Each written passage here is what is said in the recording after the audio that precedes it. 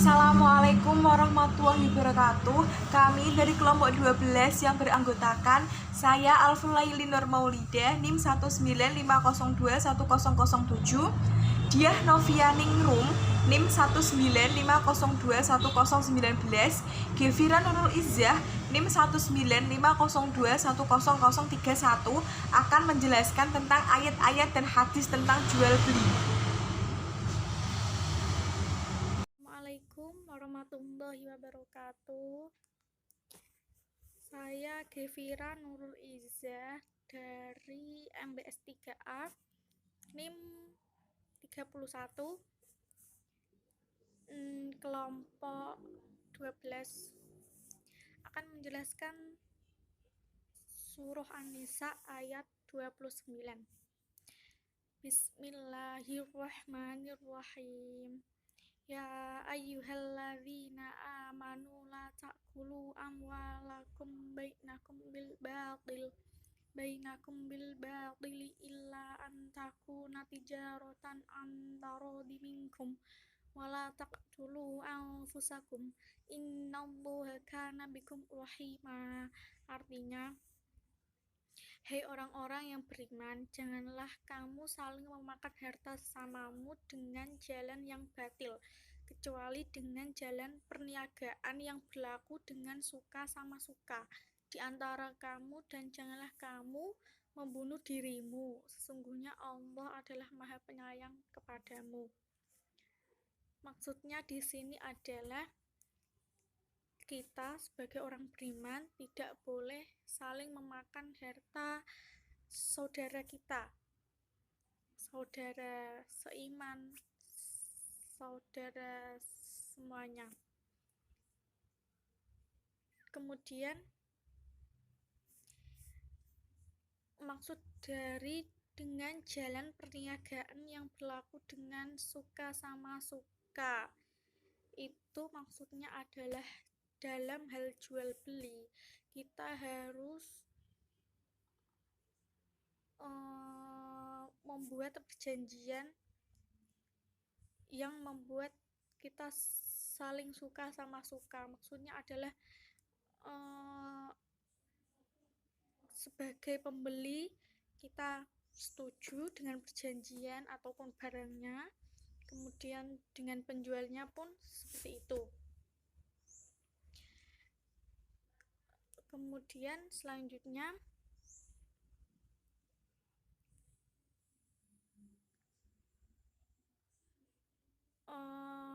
hadis dari Bazar dan Al-Hakim. Sa'ilan Nabi sallallahu alaihi wasallam ayyul kasbi aqib qul amalu rajulin biyadihi wa qul bai'in mabrur. Rawahul Bukhari wal Hakim. Rawahul Bazar wal Hakim. Yang artinya Nabi pernah ditanya, usaha atau pekerjaan ataupun profesi apakah yang paling baik? Dan beliau menjawab, pekerjaan atau usaha seseorang dengan tangannya dan setiap jual beli yang baik. Jadi maksudnya adalah pekerjaan atau profesi atau usaha yang paling baik adalah jual beli atau berdagang. Namun berdagang di sini banyak peraturan-peraturannya, seperti dilarang riba, kemudian jujur dalam hal segalanya, kekurangan yang ada dalam barang tersebut itu dikatakan ke pembeli. Kemudian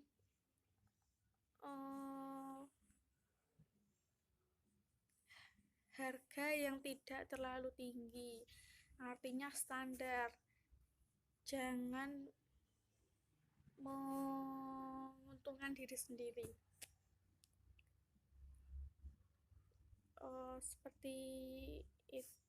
Hanya itu yang bisa saya jelaskan. Kalau ada salah kata atau kurang kata, saya mohon maaf. Wabillahi taufiq wal hidayah. Wassalamualaikum warahmatullahi wabarakatuh. Assalamualaikum warahmatullahi wabarakatuh. Saya Alfulaili Nur Maulida, NIM 195021007.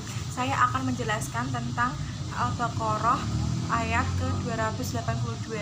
Bismillahirrahmanirrahim. Ya ayyuhalladzina amanu idza tadaitum bidainin ila ajalim musamman faktubuh wal yaktub bainakum katibun bil adl wala ya'ba katibun ayyaktuba kama 'allamahullahu falyaktub wal yumlilil ladzi 'alaihil haqqu wal yattaqillaha rabbahu wala yabkhas minhu syai'a fa in kana alladzina 'alaihil haqqu safihan aw dha'ifan aw la yastati'un ayyumillahu wa falyumlil waliyuhu bil adl wastashhidu syahidaini mir rijalikum fa illam yakuna rajulaini farajulun wa imra'atani mimman tardawna minasyuhada'i ain tadilla ihdahuma fatudzakkir ihdahumal ukhra fala ya'basyuhada'u idza ma du'u wala yasma'u ay an taktubuhu saghiran aw kabiran ila ajalih dzalikum aqsatum indallahi wa aqwamu lisyahadati wa adna alla tartabu illa an takuna tijaratan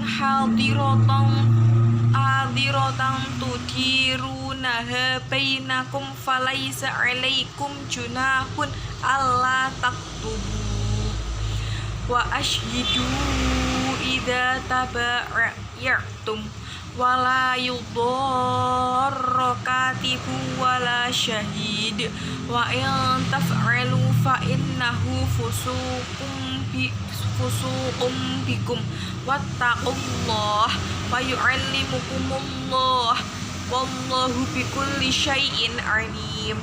Artinya, wahai orang-orang yang beriman, apabila kamu melakukan utang piutang untuk waktu yang ditentukan, hendaklah kamu menuliskannya, dan hendaklah seseorang penulis di antara kamu menuliskannya dengan benar.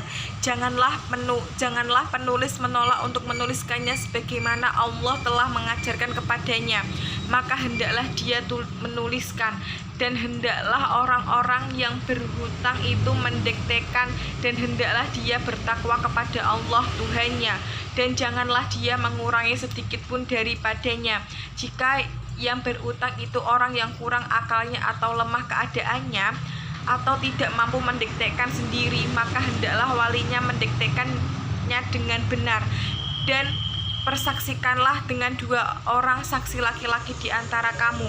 Jika tidak ada saksi 2 orang laki-laki, maka boleh seseorang laki-laki dan 2 orang perempuan di antara orang-orang yang kamu sukai dan para saksi yang ada, agar jika yang seorang lupa, maka yang seorang lagi mengingatkannya. Dan janganlah saksi-saksi itu menolak apabila dipanggil, dan janganlah kamu bosan menuliskannya untuk batas waktunya, baik utang itu kecil atau maupun besar. Yang demikian itu lebih adil di sisi Allah daripada menguatkan kesaksian dan lebih mendekatkan kamu kepada ketidakraguan, kecuali hal itu merupakan perdagangan tunai yang kamu jalankan di antara kamu, maka tidak ada dosa bagi kamu jika kamu tidak menuliskannya. Dan ambillah saksi apabila kamu berjual beli, dan janganlah penulis dipersulit dan Begitu juga saksi. Jika kamu lakukan yang demikian, maka sungguh hal itu suatu kefasikan pada kamu, dan bertakwalah kepada Allah. Allah memberikan pengajaran kepada kamu, dan Allah Maha mengetahui segala sesuatu. Selanjutnya, Asbabul Nuzul Quran Surat Al-Baqarah ayat 282. Asbabul Nuzul yang dapat penulis gambarkan mengenai surat Al-Baqarah ayat 282 berdasarkan riwayat dari Rabi bahwa ayat ini diturunkan ketika seorang lelaki mencari saksi di kalangan orang banyak untuk meminta persaksian mereka, tetapi tidak seorang pun yang bersedia. Maka diturunkanlah ayat ini. Ibnu Abbas berkata, turunnya ayat ini berkenaan dengan transaksi bai salam yang dilakukan oleh salah satu penduduk Madinah. Kemudian ayat ini turun menjelaskan semua hal yang berkenaan dengan hutang piutang. Maka dapat kita lihat bahwa ayat ini merupakan ayat terpanjang di dalam Al-Quran. Pada saat Rasulullah SAW datang ke Madinah untuk yang pertama kali, orang-orang penduduk asli biasa menyewakan kebunnya dalam waktu 1, 2, atau 3 tahun. Maka dari itu Rasulullah Shallallahu Alaihi Wasallam bersabda, barang siapa menyewakan atau menghutangkan sesuatu, hendaklah dengan timbangan atau ukuran yang tertentu dan dalam jangka waktu yang tertentu juga. Hadis riwayat Bukhari dari Sufyan bin Uyainah, dari Ibnu Abi Najih, dari Abdullah bin Katsir, dari Abi Minhal, dari Ibnu Abbas.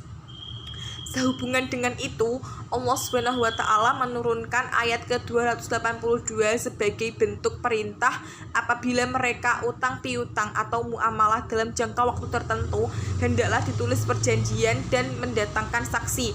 Hal ini untuk menjaga supaya tidak terjadi sengketa di masa yang akan datang.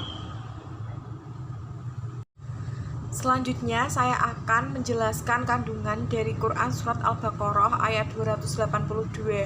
Yang pertama, memelihara harta benda bertujuan agar harta yang dimiliki oleh manusia diperoleh dan digunakan sesuai dengan syariat, sehingga harta yang dimiliki halal dan sesuai dengan keinginan.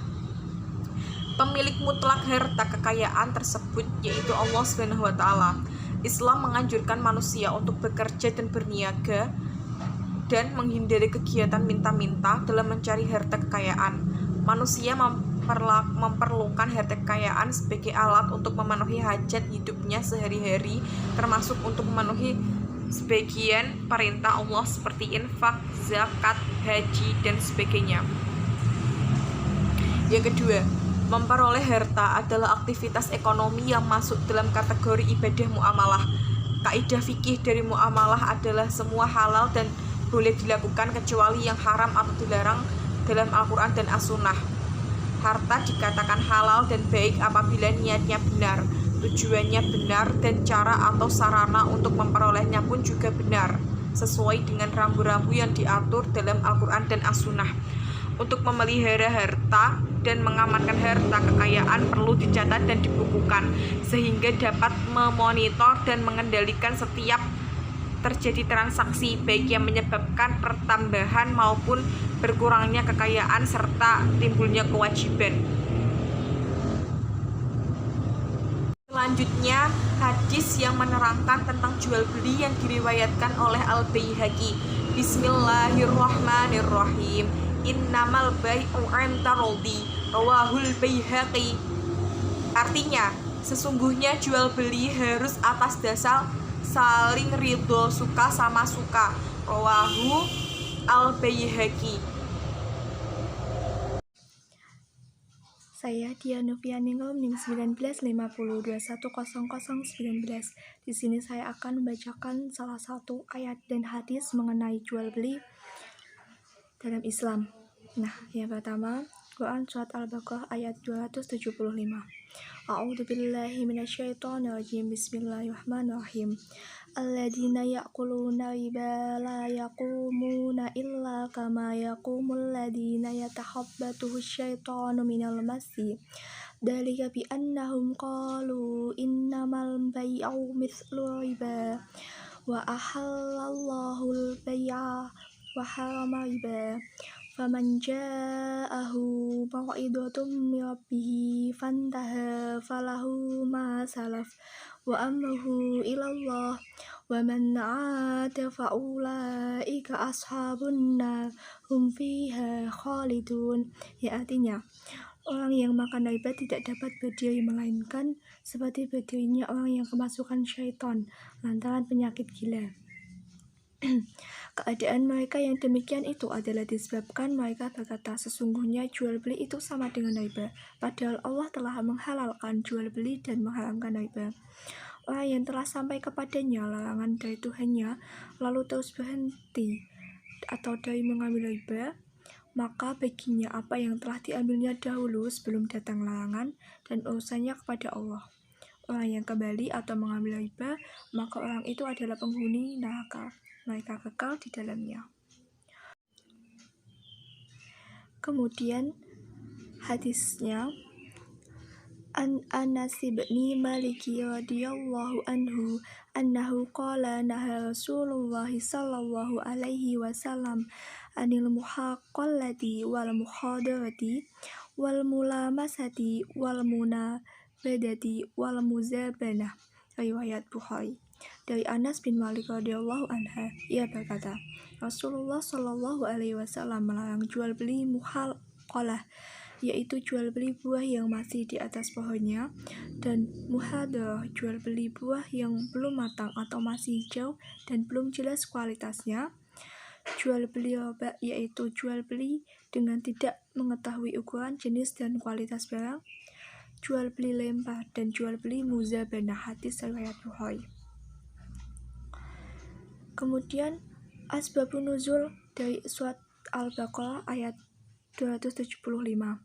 Menurut Umar ibn Khattab, ayat Al-Quran tentang riba termasuk ayat yang terakhir diturunkan sampai dengan Rasulullah wafat tanpa menerangkan apa yang dimaksud dengan riba. Maka tetaplah riba yang dikerjakan orang Arab di zaman jahiliyah. Kalangan orang jahiliyah ada beberapa hal yang perlu diperhatikan. Yang pertama, bunga itu merupakan keuntungan yang besar bagi yang meminjamkan dan sangat merugikan si peminjam. Bahkan ada kalanya si peminjam terpaksa menjual dirinya untuk dijadikan budak agar ia dapat melunasi pinjamannya. Yang kedua, perbuatan riba itu pada zaman jahiliyah termasuk usaha untuk mencari kekayaan dan untuk menumpuk harta bagi yang meminjamkan. Keterangan Umar ini berarti bahwa Rasulullah sengaja tidak menerangkan apa yang dimaksud dengan riba karena orang Arab telah mengetahui benar dan yang dimaksud dengan riba itu. Kemudian korelasi ayat dengan Islam. Ayat Quran surat Al-Baqarah ayat 275 ini dapat diambil pemahaman bahwa Allah telah menghalalkan jual beli kepada hamba-hambanya dengan baik dan melarang praktek jual beli yang mengandung riba. Orang yang bermuamalah dengan riba, mereka itu tidaklah bangkit berdiri di akhirat kelak dari kubur mereka kecuali sebagaimana berdirinya orang yang dirasuki setan karena penyakit gila. Hal itu karena sesungguhnya mereka mengatakan, sesungguhnya jual beli itu sama dengan praktik ribawi dalam kehalalan keduanya, karena masing-masing menyebabkan bertambahnya kekayaan.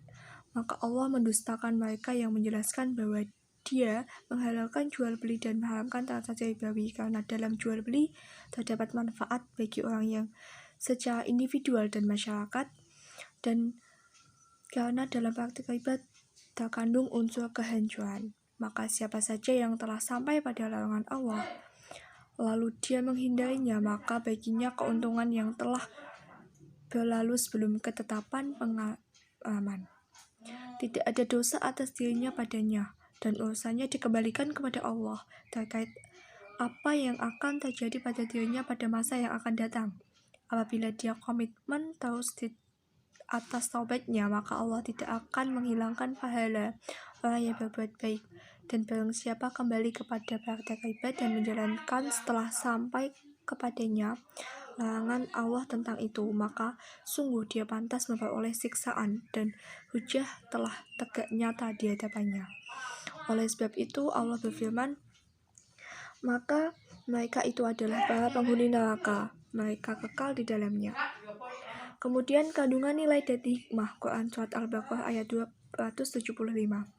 Pada ayat ini Allah menceritakan keadaan para pemakan riba pada hari kiamat nanti, bahwa mereka kelak akan bangkit dari kuburan menuju mahsyar dalam keadaan sempoyongan jalannya seperti bangkitnya orang gila pada saat mengamuk karena kesurupan setan.